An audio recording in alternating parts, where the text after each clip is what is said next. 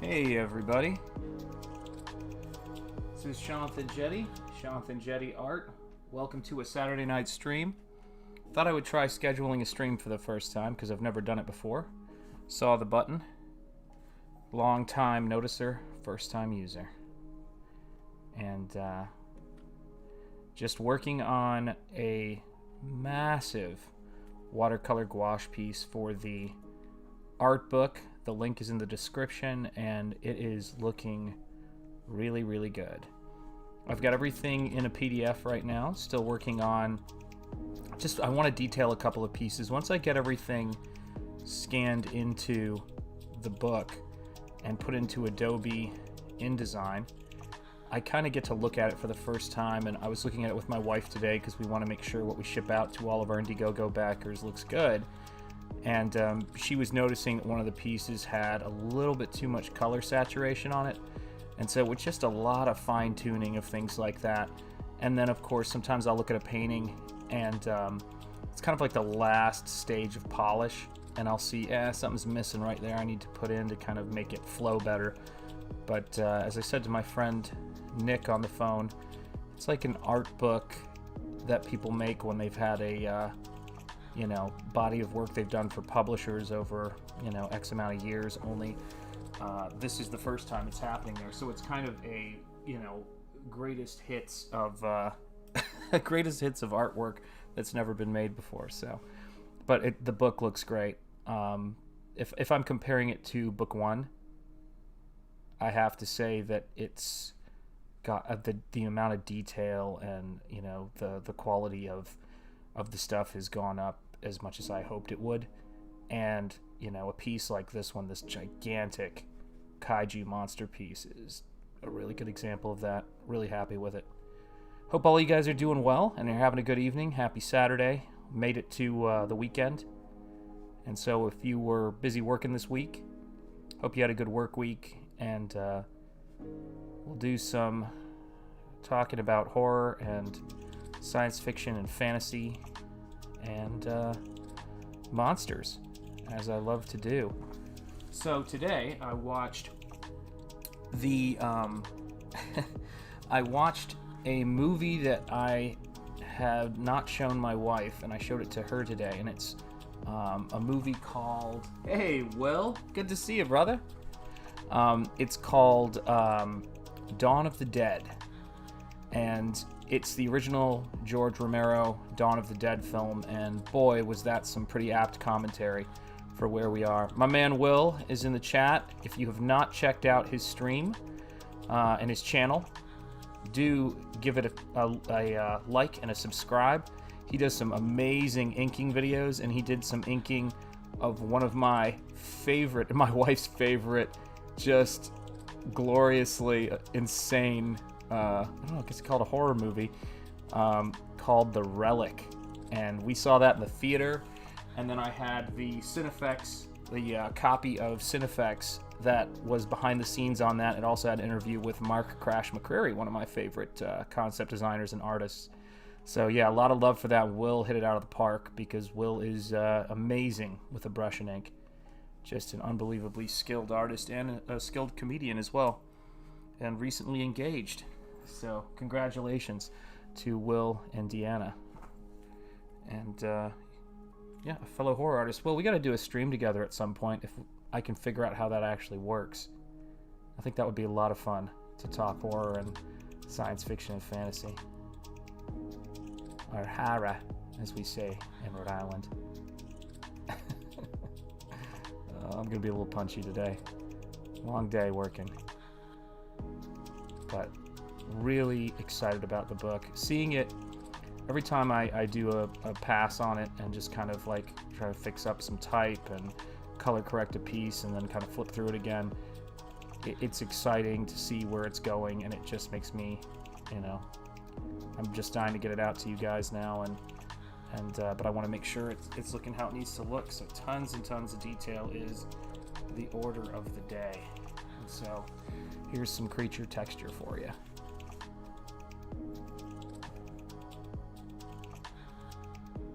Oh my gosh, that movie is so good. Tell Deanna I said hello.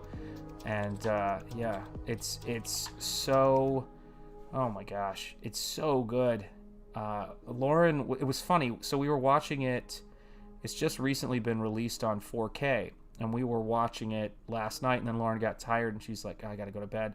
And I'm thinking, well, it's just one of those movies that you subject your wife to. We've been married for 20 years, so she's used to it, having to watch watch movies that I think only I care about. And then today she was like, "Well, we got to finish that movie," and I was like, "Really?" And I think it's just because Romero is talking about things that are so relevant today, and there are just moments in that movie that are haunting for all the right reasons. And boy, was it's pretty much like a play-by-play of today on so many levels. It's kind of amazing. It's great commentary on how how people can be, and it was that alone made it really fun and really interesting. But it's funny. It's a movie that is, I know, viewed by some as a message movie, and it's one of those movies where people say that it's a sequel that's better than the original. And I always struggle with that, comparing a movie that launches something to its follow-ups, but because you can't have the follow-ups without the movie that launches the phenomenon. But I will say this, that it is every bit, at the very least, every bit as good as Night of the Living Dead, and it is just, it's unbelievable the stuff that they go for, and what he could do on a shoestring really inspires me. Inspires me to make art, inspires me to launch these books. It's just, what a loss when we lost George Romero. It's just like one of those elder statesmen of independent films, and even like when I'm looking at his late work, I see so much of his late work to me is, him giving opportunities to young talent, and him, for the love of making movies. It's just so cool. And I'm glad that we've gotten some more releases of his other work as well. But those two movies, if a filmmaker only made those two movies, that would be a heck of a legacy. So he's made a lot more than that. But yeah, actually, really, it's the kind of stuff I wasn't really into when I was younger, but I've gotten into it. I think right now I've definitely been in a horror mood because, I don't know why I get into certain phases where, as an artist, there's certain things I need to see in order to feel inspired, and that's where I've been. I've been rewatching The Haunting of Hill House, and really looking forward to see what that director does with The Haunting of Bly Manor. I hope it's good, because I really was impressed by The Haunting of Hill House.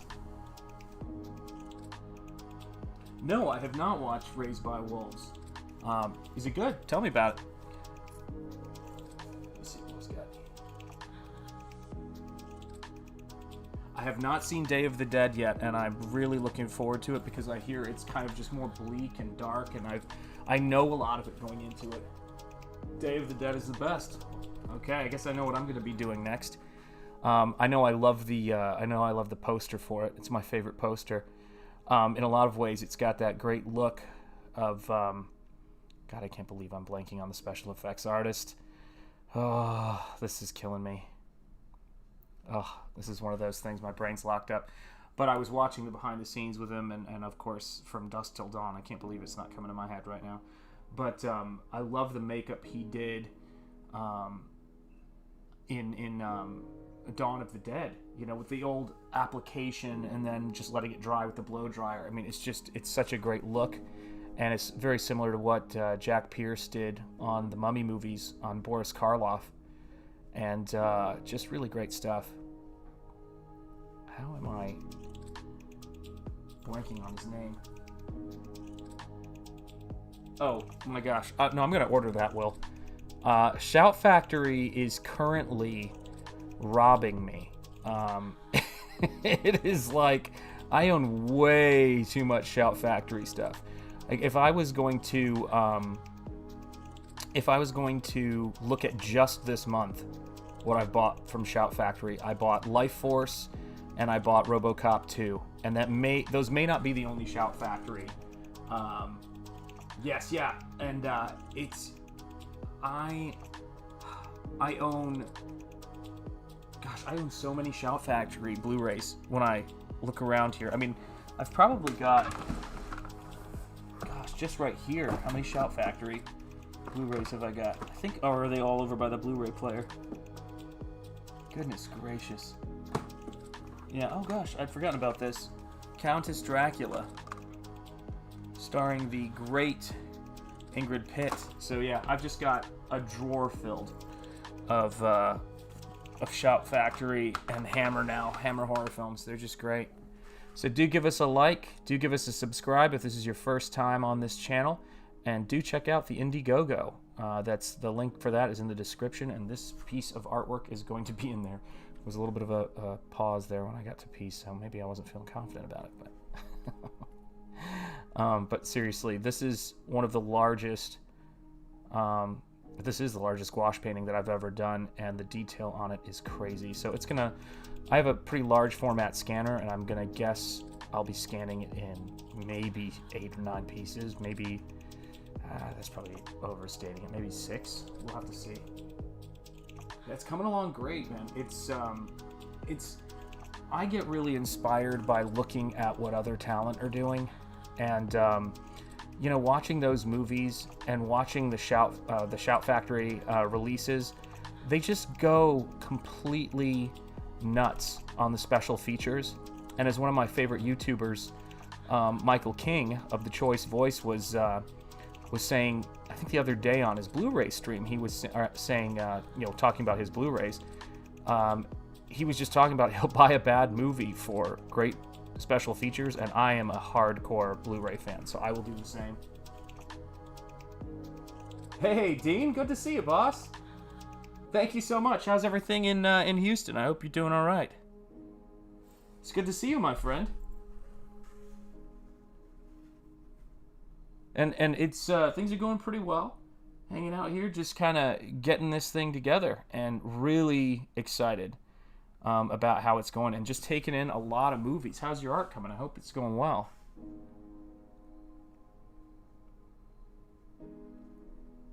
But you know, it's there's a steel book that they released for Life Force, and it's just got really great art on it, and it's just I don't know, I hate to use this term, but I use it lovingly, but I've gotten really into a lot of the 70s kind of, you know, gritty, sort of almost, I don't want to say schlock, but it's kind of this quality I like of, you can just feel the people making it, you know. And I think that was one of the things where I like to watch a lot of mainstream movies. I like to watch a lot of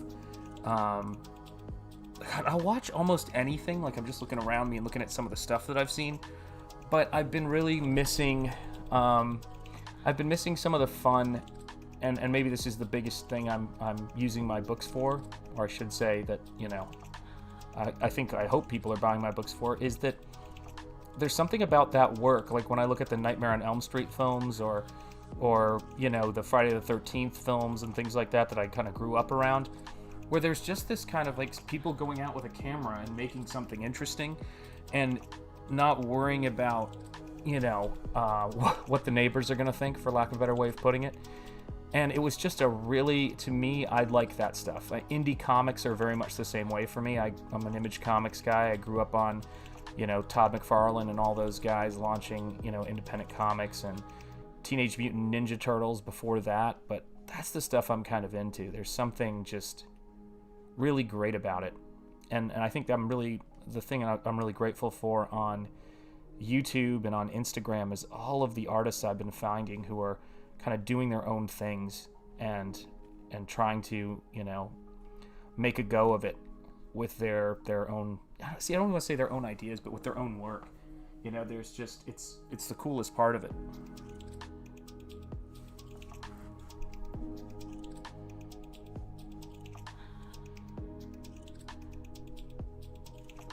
See if I can get it a little bit closer on that. Whoa, there we go. Let's see if I can get this camera in a better spot here. Nope, doesn't want to play nice.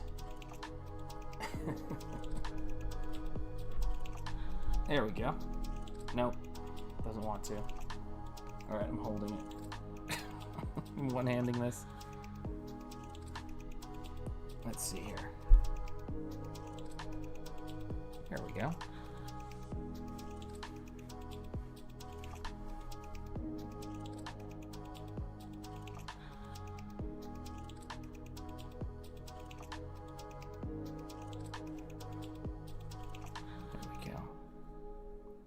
Yeah, I mean, a lot of the stuff that I'm doing in this book, looking back on it, I think is going to inform where I go with my work going forward.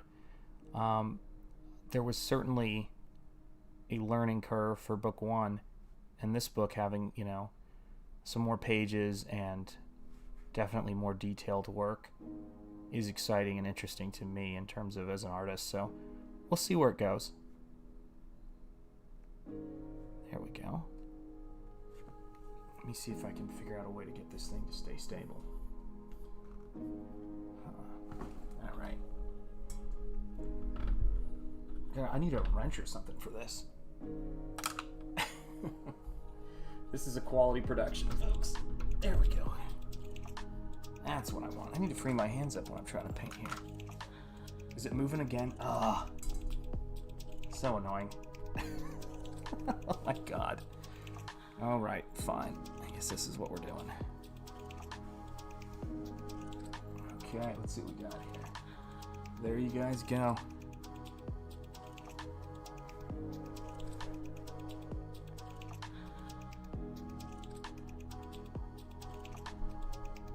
So yeah, I mean, watching George Romero films is a part of it. Watching, God, what else have I been watching lately? There we go. I was watching George Romero. I have not seen Day of the Dead. And, it's interesting. Every review of Dawn of the Dead brings up the Zack Snyder remake. And I want to just start off by saying I don't have an opinion on it. I haven't seen it. I know some people love it, and some people are very loyal to George Romero. I kind of see watching it as it being its own thing, so I'm not really, I'm not invested in liking it or disliking it.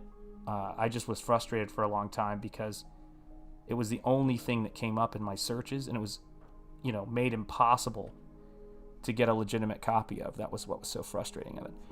And I was glad that there was a 4K restoration and all of that stuff. So here, that's the hope I have. Oh gosh, I tell you what, I just realized I'm doing something dumb. Shocker.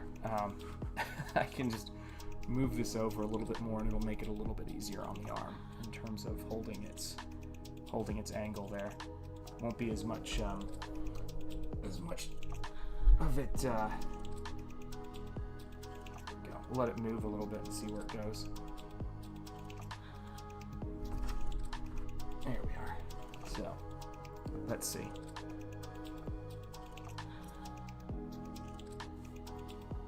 Turn this music down a little bit.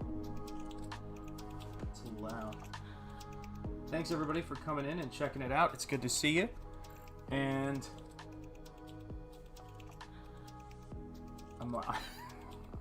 I'm reading the chat and then watching things move. I'm just going to start working with it. I think that's the easiest way. I loved it when I was younger, but the original is still king. Yeah, I saw the Red Letter Media review of Dawn of the Dead, and they also were talking about, the remake. And the thing about it that was interesting to me... Oh my god. Such a fun stream. The thing that was interesting for me about it was the fact that a lot of time has passed. Zombies have kind of become a part of the pop culture vernacular, and it's you don't even question that they were invented by this guy out of Pittsburgh. And so in a lot of ways, it looks interesting to see what they've done with it, and but it's weird to see the kind of the lore of zombie films being written. And so there's two different sides to it. Sometimes I just want to see it. Like, my kids loved World War Z. They loved that it had a story. It was nothing like Max Brooks's amazing book, but it's a fun flick. So I kind of viewed it as its own thing, but I think that's how you have to work with certain aspects of art and certain pop culture phenomenon. Let's see if I can get that in a little bit more. There we go. Let's see if that makes it easier to see.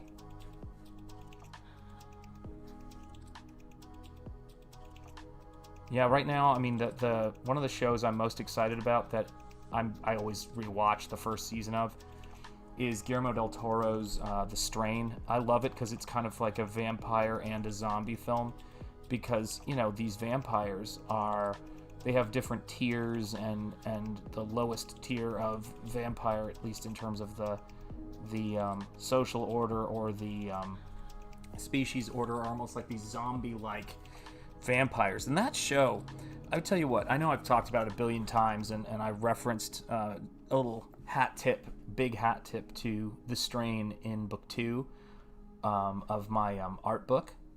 But it's just, that first season was so good, and I really wanted to see some of those characters return, and they recast the main character's son, and I really think that the young kid who played the son in the first season would have been more interesting to see turn, just because it would have been so unbelievable and you could see the conflict in him.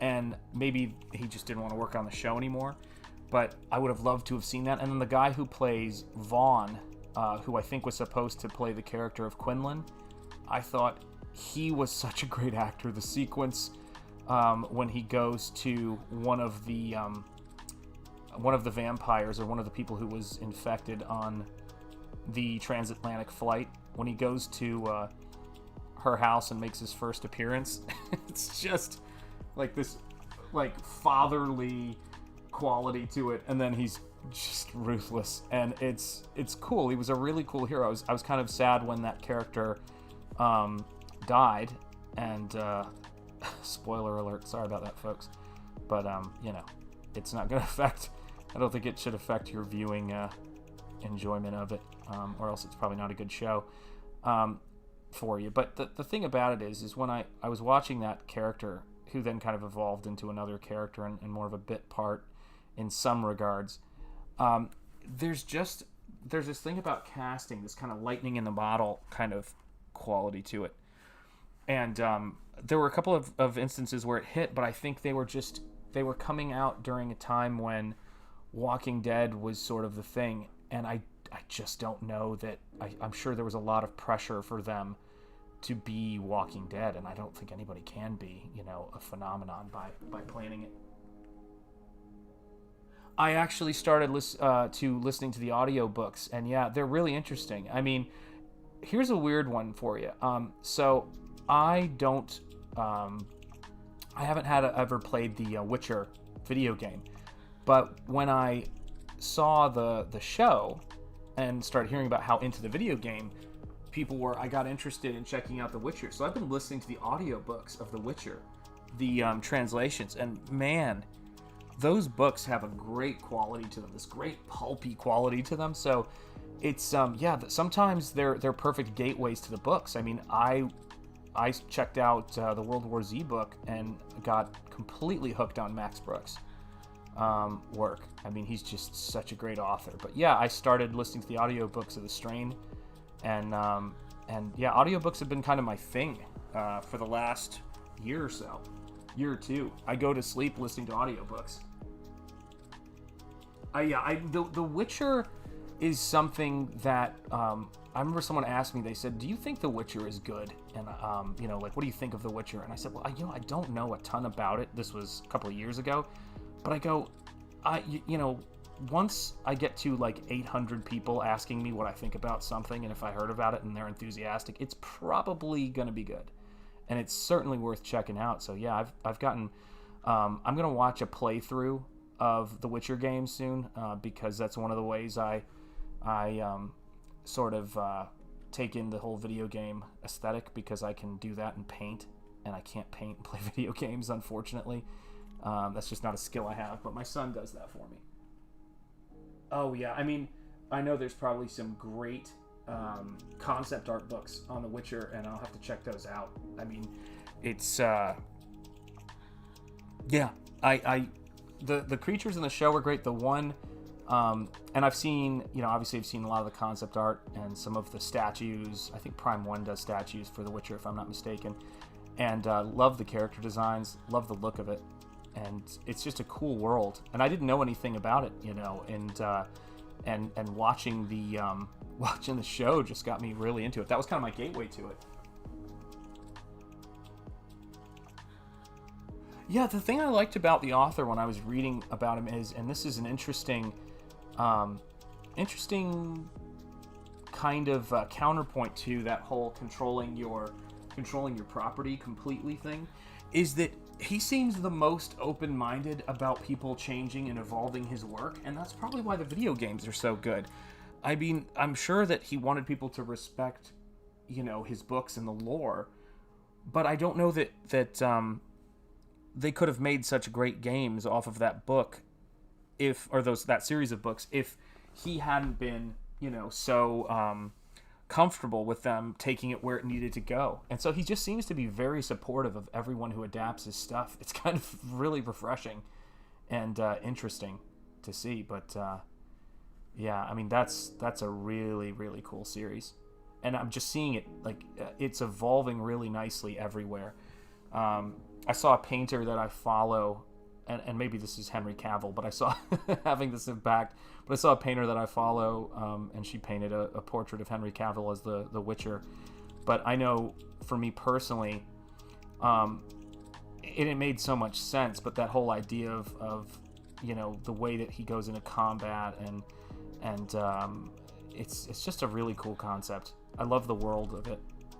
And I think, again, and I have to speak specifically on the show, the idea of, just the kind of,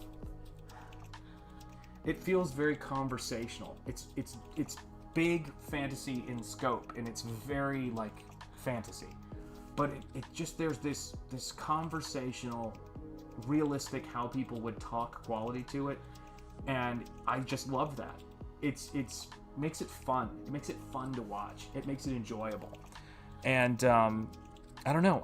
I'm completely, the things that have interested me most on Netflix and on streaming services and Blu-rays lately have been the stuff that kind of goes into, the horror or sci-fi genre, which is a really tough genre to do. And I don't think a lot of people do it well, but I think the Witcher show was fun. And for people like me, what I love about Witcher fans is the ones that I've met have just, it's cool. It's like kind of the old school fandom where they're kind of like, oh man, you should play the video games, or have you read the books? But it's always followed by recommendations. People say to me, I think it's the second Witcher game. Correct me in the chat if I'm wrong, but I think it's the second Witcher game that people are just like, this is one of the greatest games ever made. Maybe it's not, but I seem to remember that, and that's the one I was thinking about watching the playthrough of, because it's that's one of the ways I love to experience video games. I did that with BioShock. I've done that with BioShock Infinite, and just as a way to kind of have the experience. And it's nice for me to relax after I stare into detail for, 5 or 6 hours. I swear this thing's going to be trouble today. Keeps moving on me.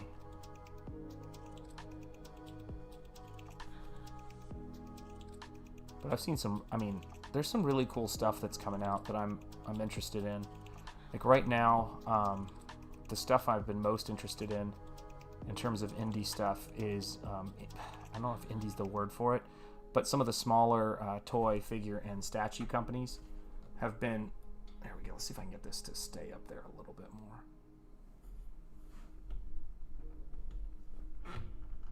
There we go, let's see. I know I keep saying that and then it falls down like a second after I say that.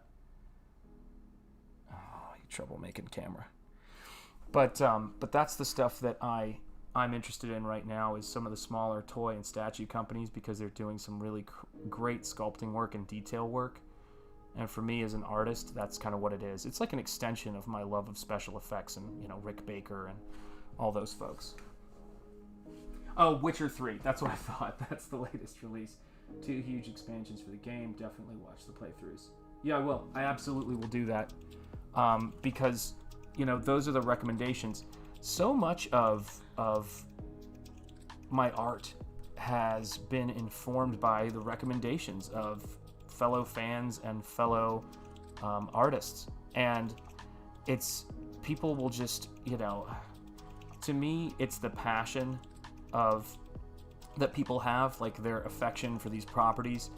You know, it's when I was a kid, I had a friend named still a friend. I'm still in touch with him, actually. Just got back in touch with him a couple years ago, and his name is Zach, and Zach Cullis. And Zach is a huge Warhammer 40K fan. So I used to go over to his house when we were kids, and we both liked comics, Todd McFarlane comics. So we'd read comics, and he would paint Warhammer miniatures. And so I've got this special place in my heart for Warhammer fans, because I just remember he would paint miniatures for me, and he was really good at it. I may be good at painting, but painting Warhammer miniatures is like a special skill. I mean, I don't know how people do it, but it was the old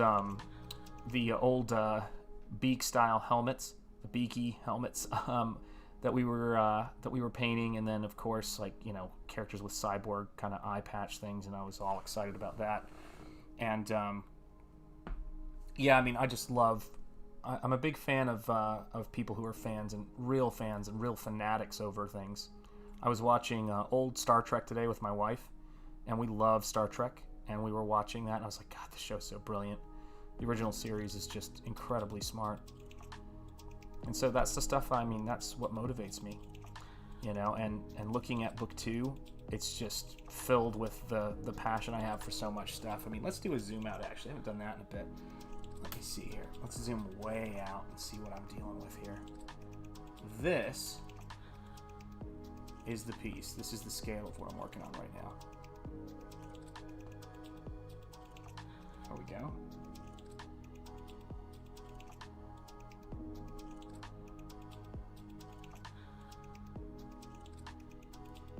Lots of detail. So yeah, when you see me working before, what I'm doing is I'm working on slow zoom. I'm working on a shoulder right there. That's what I'm doing the detail on. And actually, let me move myself somewhere else, because I'm covering up the face there. There we go. That's a little bit better.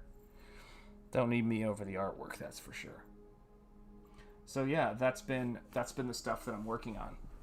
And that's the stuff where my heart is at this moment in terms of doing artwork.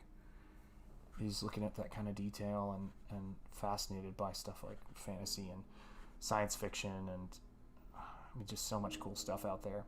There's, I mean, this, I talk about this every week. I don't think it's going to make the movie come out any sooner, but I really want to see that movie Antlers bad.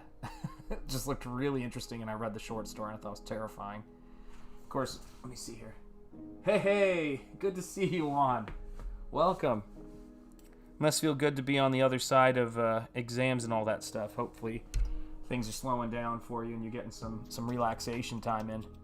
So this is going to be in book 2, and I'm just wrapping up the detail. Book 2 is in Adobe InDesign, and I'm just color correcting now and then putting in some detail on a couple more pieces just to make sure they're up to scratch.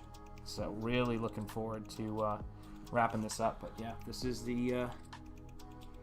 one of the big ones right here. This is a huge piece, just a gigantic image. So it's coming along, but it's good to have you in the chat, my friend. Hope you are well.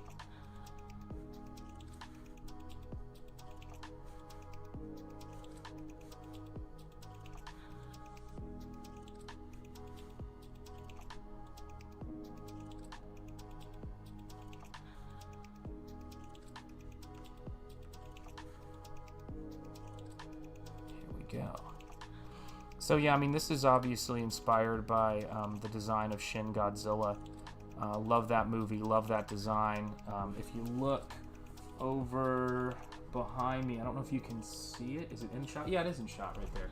Okay, so if you look over behind me right here, that right there, this right here, is a Yuji Sakai sculpt put out by, gosh, I'm trying to remember. It's like, it's the hours. But it was put out, I guess, a couple of years back as a prize for something, and I'm trying to remember if it was Banpresso or who it was who did it. But I ordered it from Japan, and huge fan of his work and his kaiju sculpting for X Plus, and then he also does concept design for films and kaiju movies. Just an amazing sculptor. But I love the Shin Godzilla design, and I think he brings this beautiful. Some people can just interpret things incredibly well, and that's what I try to surround myself with art-wise. If I have any King Kong fans in the house, like original 1933, I'm a fan, by the way, of all King Kong that I can get my hands on. But if you're a fan of it, they just released one of the coolest figures of all time, and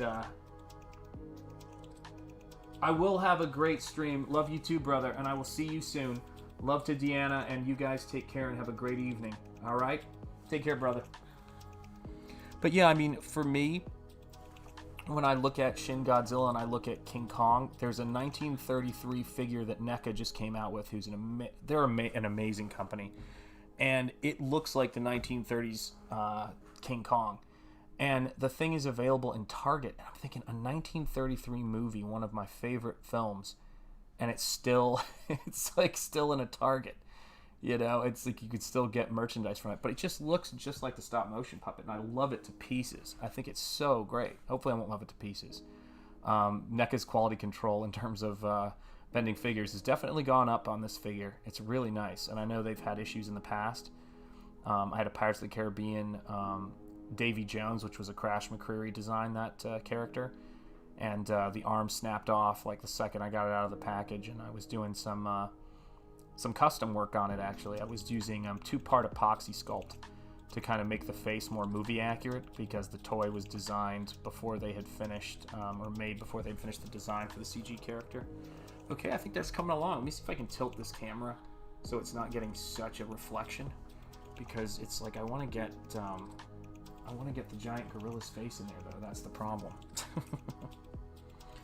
So yeah, the stuff that I'm using right now, and again, just for those of you guys just coming to the stream, my name is Shanth Enjeti. This is Shanth Enjeti Art. This artwork is for an art book that is available in demand on Indiegogo. So with the formalities out of the way, as two of my wife's favorite YouTubers like to say, let me also say I'm using Pelican Pan opaque watercolors and a tube of white Winsor Newton gouache and a Princeton Elite Aquarelle synthetic sable brush, which is not wildly expensive. And that's the stuff that I use to do my work. And so when you're looking at the stuff I'm doing right here, it is really detailed. This is a huge piece for me. I think it's 22 inches tall and I want to say 30 inches wide. So it's a pretty significant painting, and it's going to be scanned and in Art Book 2, which is at the Indiegogo link. And I really wanted to do so. I did a kind of a kaiju fight, Kong Godzilla inspired piece for book 1, and I wanted to kind of step it up this time.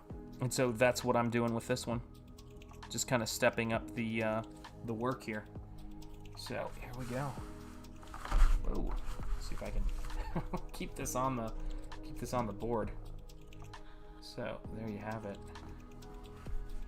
But yeah, lately I've been checking out a lot of horror movies and a lot of kaiju movies. That's the stuff I'm finding with the time where I'm at home working at night. This is kind of just what I want to see. I want to see fun and interesting stuff, and I don't mind watching the odd horror or scary movie, but at all, really. I think that stuff sometimes is what the doctor ordered in terms of inspiration, but also in terms of mood too as well. I've always liked scary stuff though, like the Haunted Mansion, stuff like that.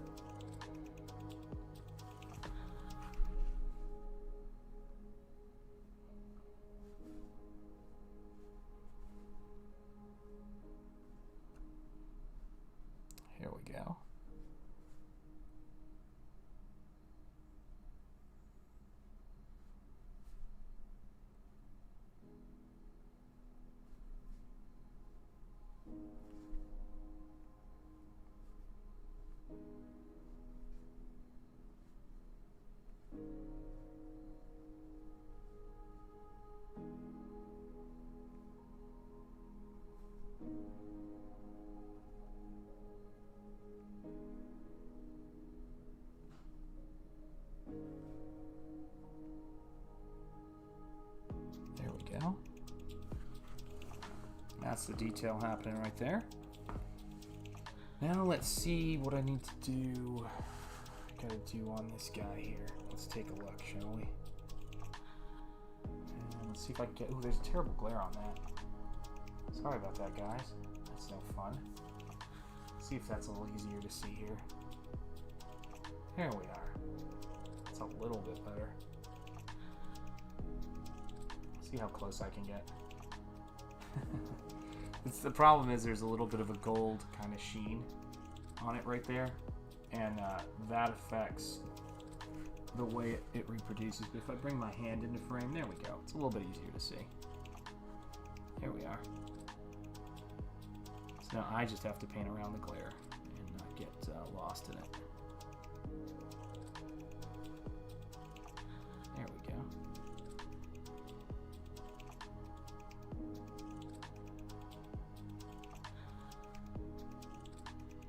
Yeah, I love doing these big paintings, and I love creating monster art, because when I was a kid, that was one of the things I loved.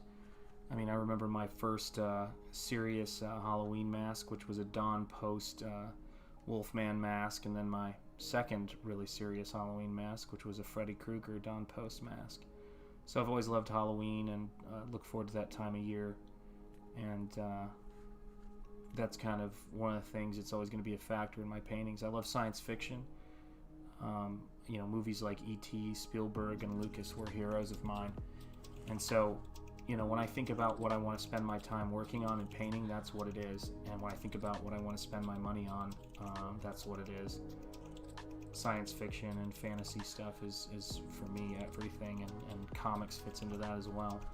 I've been reading more manga lately though, and I've read comics as well. But I started reading Berserk, which is a mature readers, definitely mature readers manga. It's really, really dark, but I was looking at this channel called Gem Mint Collectibles. He collects a lot of statues and comics, and he kind of was he was into it too, and I just thought, wow, that's kind of crazy that it's kind of having this crossover appeal to you know, older generation comic book fans. You know, it's not that they're manga adverse, but it certainly wasn't a part of everything. Even, you know, like there was the odd outlier like Akira or Ghost in the Shell, but for me it's been kind of interesting to watch that. So I've got these giant phone books of Berserk, you know, manga that I'm reading right now, and you know, it's just, they go everywhere. I just can't believe how well they draw. It's just manga artists really put that love into the backgrounds, and it's just insane.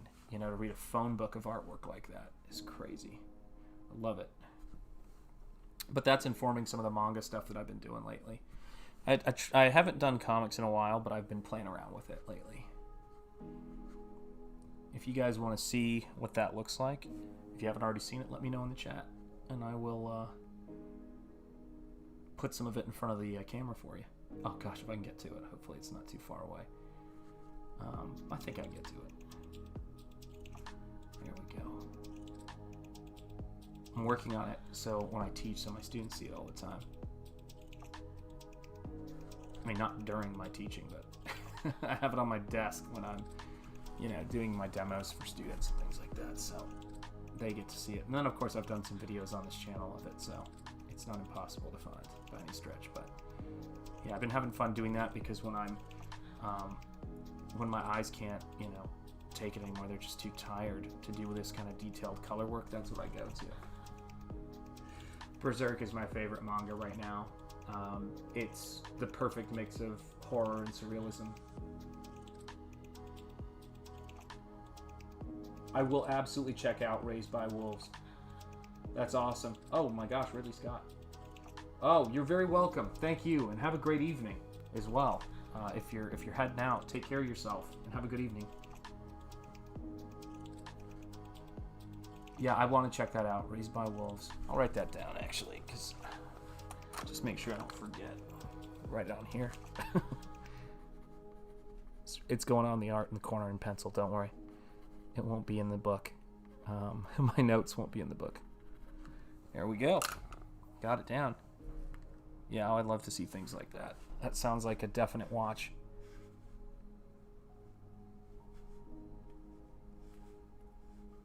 There we go. Okay.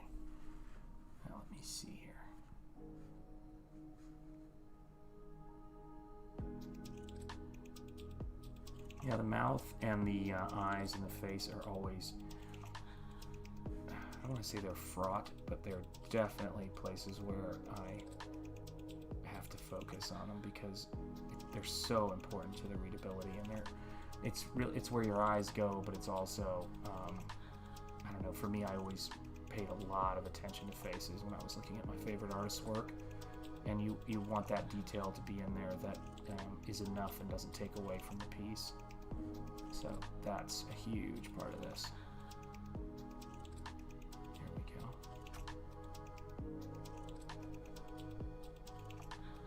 And again, I hope everybody's having a great Saturday night.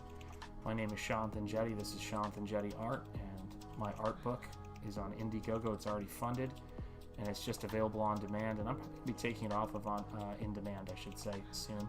The link is in the description, and because we love it, but we gotta mail every one of those books that orders. So at a certain point, we're like, it's a limited book, so we are gonna cut that off and stop taking orders because we want to get to shipping these things as soon as we get them printed.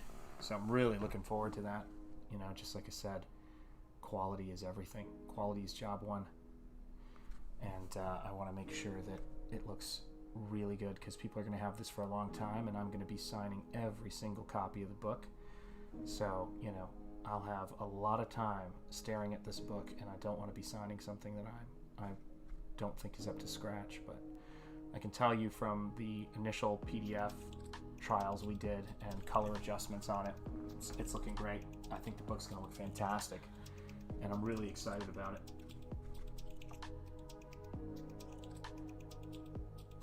There we go, coming together.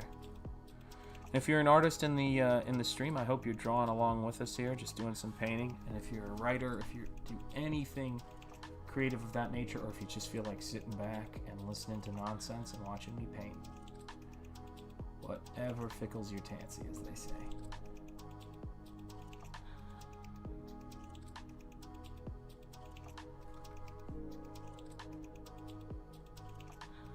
There we go. Let's see if that can hold for more than a second. There we go. This piece is so large, it's completely unwieldy. So every now and again it'll fall off the easel there, and I'll have to adjust my head level to see the lines, because the silver and gold paint that are in it will cause a reflection, and that can be detrimental to me seeing where I got to place my brush strokes to make sure that the detail looks as solid as it needs to. There we go. Gotta go up high. Here we are. One of my favorite YouTubers to watch is Will Podorf, who was in the chat before. If you haven't checked out his channel, do give him a look, because he does some beautiful inking streams where he's working on his illustration work, and it's a lot of horror and monster stuff. There we go. This one's tough because I can't rotate it. It's so large. I can't rotate the piece. And I usually don't rotate my work when I'm streaming, but man, this is tough. It's yeah, it's a tough one. And it's interesting, speaking of manga, and I think, it's so funny. One, I was just thinking about that. I think you asked me last stream what my favorite manga was, and I didn't notice it because someone posted a comment right after that, and I realized I didn't answer that question. So I was actually going to start this stream by saying that, so I'm glad you asked me again. Yeah, my favorite manga is Berserk. My favorite, gosh, I was just looking for stuff here, but that's the one I'm reading right now. And then, since we're on the subject of manga, and I know you've probably seen it, Juan, because I think I was working on it last time you were in the stream. But it's my favorite manga is Berserk, and then the one I'm working on right now, which I'm on a second page of it, is, see if I can get this without bumping the camera, is this right here. So this is one of the pages for the story, where you can see this vampire creature attacking, and yeah, looking forward to putting the rest of this together. So we'll see where it goes. We will see where it goes, everybody. And thanks for checking us out. I do appreciate it. Always fun to stream for you guys and to have conversations with you. It's very fun. I love YouTube for that. I really do. When I'm not streaming, I'm watching a lot of YouTubers while I paint because it's such a great place for people to share their interests and share the stuff they're into. And I learn a lot about stuff from hearing different YouTubers talk about it who are really passionate and put hours and hours into their stuff. And hours into their passions. Oh, it's a cool place to be. And really enjoying it. There we go. There I go working without moving the camera. I love that. You guys have to let me know in the chat when I do that. It's just one of those things.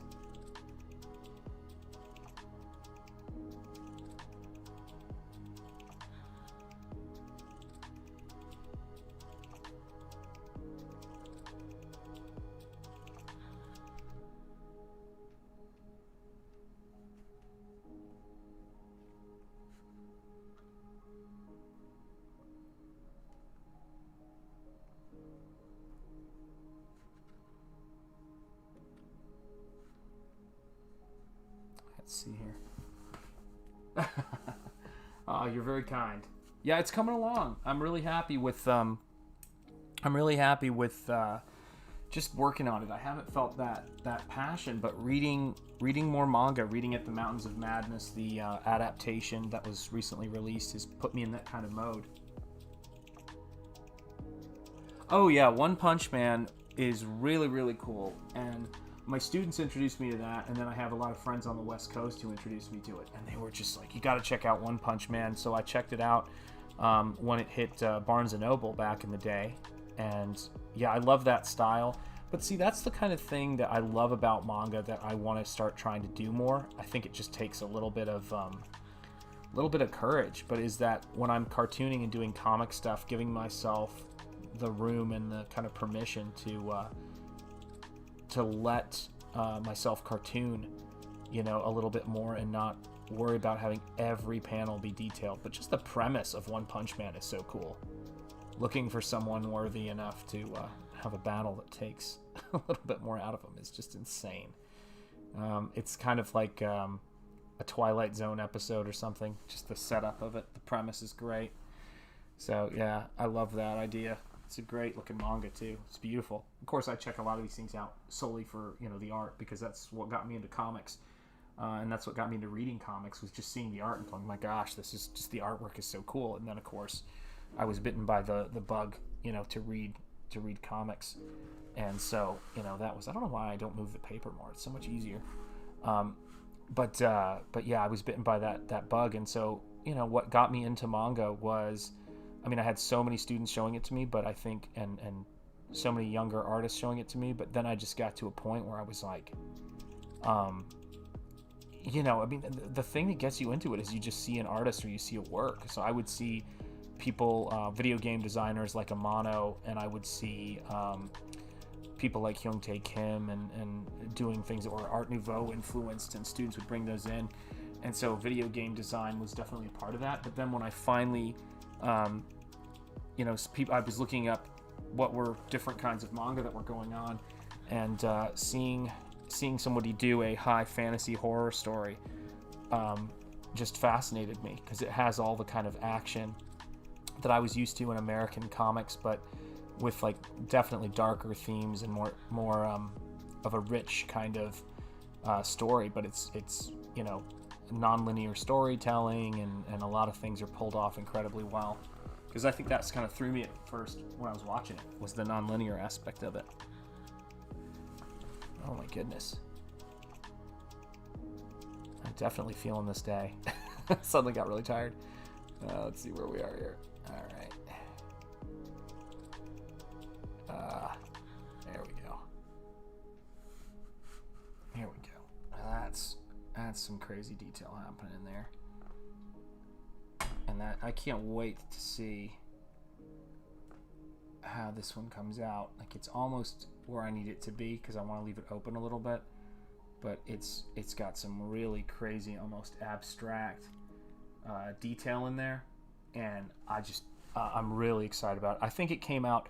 I love the Shin Godzilla design so much, and I love all the great artists who've worked on it. So when I was doing something that's really, you know, influenced by it, with maybe a little bit more of a Crash McCreary kind of T-Rex head on it, I wanted to pay attention to all of the, you know, gorgeous detail that's in that character design. I mean, they didn't skimp on anything when they were doing that. So really cool, really big fan of that. So all right, guys. Well, I can feel myself slowing down and grinding to a halt. It's been a long day of working, but I wanted to share the tail end of it with you guys. Once again, this is Shanth Enjeti. This is Shanth Enjeti Art. If you're interested in the art book that this piece is going to be in, the link for it is in the description. The Indiegogo. It's already funded, and it is available in demand. And thank you for checking out the channel and coming by. I mean, it's I know that there are YouTubers who get thousands and thousands of people watching their stuff. Give us a like and subscribe, but it's I do appreciate it. But seeing, you know, seeing 7 or 8 people in a stream at a time is always exciting for me. But to be honest, I love doing it, and I love those of you guys I've gotten to know through the stream. So seeing just a handful of you guys is great too, especially when it's familiar names popping up in the chat. So you guys take care. You have a good evening. We're at almost about an hour, and so I'm going to try to do a little bit more work, and then I'm going to go and say hey to my kids who are upstairs right now, hanging out and doing their thing. So thank you guys again, and my name is Shanth Enjeti. I appreciate you guys tuning into the stream. Big thank you to everybody who's tuned in tonight, and stay gold, everybody. I will see you soon. Take care.